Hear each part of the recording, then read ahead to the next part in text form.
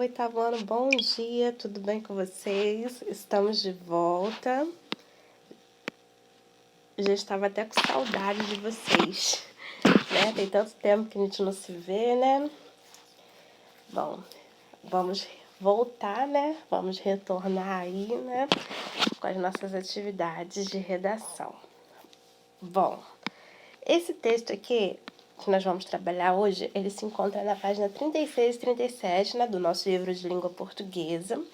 E mais uma vez nós vamos falar de prosa poética. O que é uma prosa poética?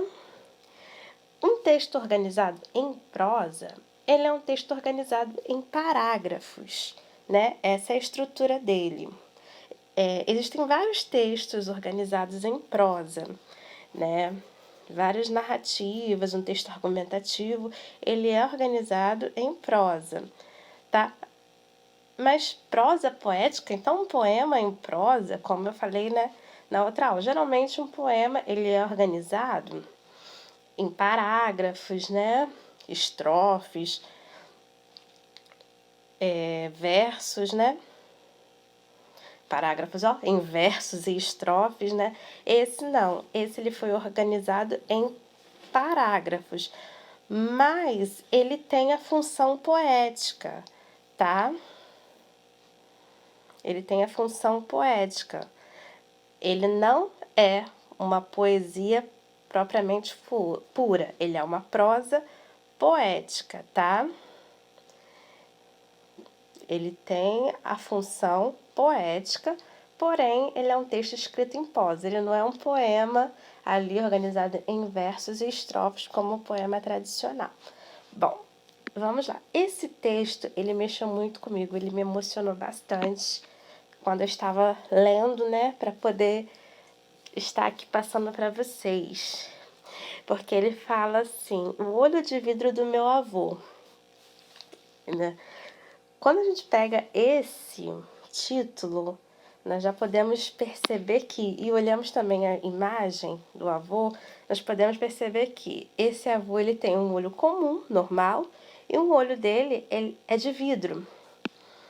E ele começa a falar a respeito desse olho de vidro. E eu identifiquei a fala nesse texto muito parecido como eu conversava com meu avô quando eu era pequena. Meu avô ele faleceu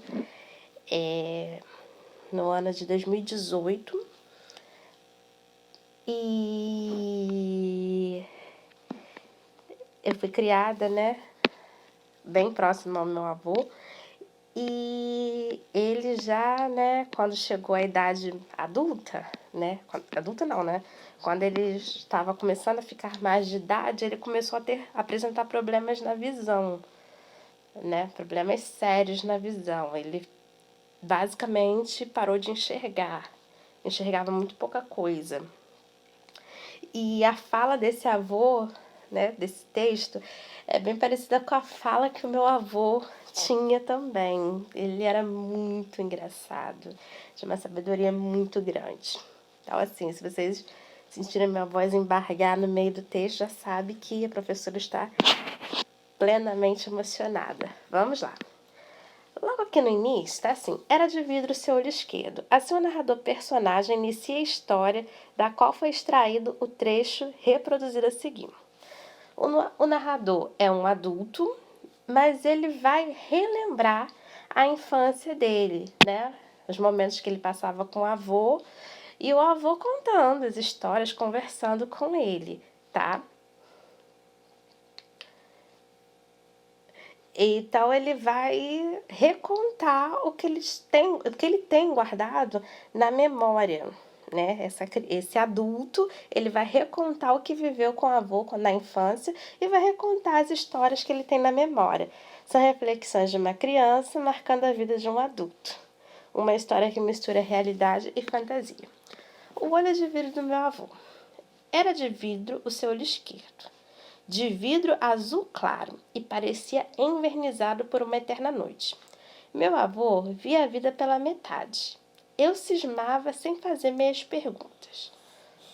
Tudo para ele se resumia em um meio mundo, mas via a vida por inteiro. Eu sabia. Seu olhar muitas vezes era parado, como se tudo estivesse no mesmo ponto. E estava. Ele nos doava um sorriso leve com o meio canto da boca, como se zombando de nós.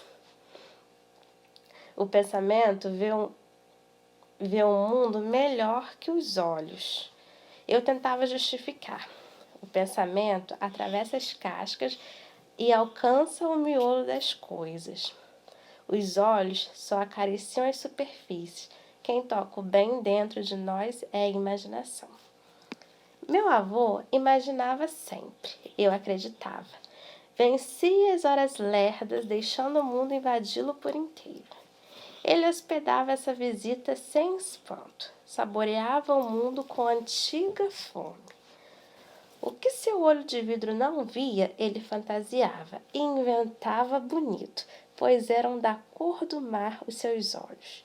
E todo mar é belo por ser grande demais, tudo cabe dentro de sua imensidão. Viagens, sonhos, partidas, chegadas, mergulhos e afogamentos. Há que se contar o desassossego que as águas nos provocam. Nunca soube se meu avô conhecia o mar. Sua cidade ficava bem no meio das minas. Sei que morava entre um mar de montanhas, um mar de filhos, um mar de paixão, um mar de dúvidas. E devia ser sem tamanho o seu olhar de vidro. Ele parecia conhecer até o depois dos oceanos. Ao ficar diante de meu avô, eu me sentia apenas um menino em seus olhos. Se alguém nos olha, nos multiplica, passamos a ser dois. Somos duas meninas dos olhos. Mas no olhar de meu avô, eu só podia ser um. E ser dois é ter companheiro para aventurar, outro irmão para as errâncias. Assim, é sempre possível jogar nossa culpa no outro. Ele desculpa sempre. Toda pessoa é gêmea de si mesma. Há sempre um outro escondido dentro de nós, que nos vigia em silêncio. Só aqueles que possuem um olhar de vidro não refletem isso. Meu avô me reduzia, me fazia solitário. Eu me sentia único, órfão, sem portas para saídas. Dizem que ele viajou para São Paulo. Naquele tempo, São Paulo ficava quase outro país. Foi comprar esse olho que não via. Ele jamais acreditou que, em terra de cego, quem tem um olho é rei. Venceu longos dias na estrada, poeira, lama, fantasiado de pirata, como se fosse carnaval. Tudo para conquistar um olho. Meu avô era vaidoso, mesmo sem desejar ter reinado. Voltou com 2 olhos, mas apreciando a paisagem apenas com o lado direito. Pelo olho esquerdo, ele só adivinhava. Um olho era de mentira e o outro de verdade, mas isso não lhe trazia problemas. Cego é aquele que não quer ver. Ele via muito. Tudo no mundo é, em parte, uma verdade e, por outra parte, uma mentira. Com o olho direito, meu avô via o sol, a luz, o futuro, o meio-dia. Com o olho esquerdo, ele via a lua, o escuro, o passado, a meia-noite. Um dia, falaram que a alma tem 2 olhos. Com um, ela olha para o tempo. Com o outro, ela namora a eternidade. Um olho é do amor e o outro é do desamor. Mas eu não conhecia a alma. Sei que se fosse boa, ia morar no céu. Se fosse má, estaria para sempre no caldeirão do inferno. Aprendi isso no catecismo. Ninguém esgota o mundo com o olhar, mesmo possuindo 2 olhos sem vidro. Mas a gente, com 2 olhos, sempre olha e não acredita no que vê. Mas meu avô desejava que toda a cidade visse com 2 olhos. O povo esqueceria qual olho era o de ver e qual olho era o de enfeitar, qual era o passado e qual o futuro. As pessoas confundem os lados com muita facilidade. Nunca esqueceria que um olho era de mentira, feito em São Paulo, feito em São Paulo. Jamais decifrei porque São Paulo tinha uma fábrica de olhos cegos. Queiroz Bartolomeu. Bom, pessoal, agora só aguardem um minutinho que eu vou lá no Drive, tá? Para poder a gente falar das questões, tá ok? Já volto com a segunda parte.